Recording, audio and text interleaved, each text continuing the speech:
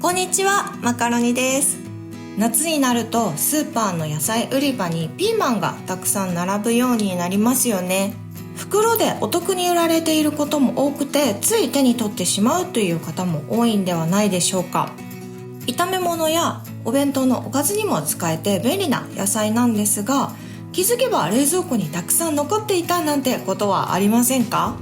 あと1品欲しいなって思った時に買ってなかなか減らなかったり、いつも同じような炒め物ばかりになってしまったり。でもせっかく買った野菜は無駄なく使い切りたいですよね。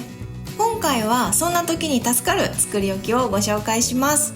ピーマンは漬物や和え物、炒め物など様々な調理法で楽しめる野菜です。調理法や組み合わせる食材によっても違った美味しさを楽しめるので、たくさんあっても飽きずに使い切ることができると思います。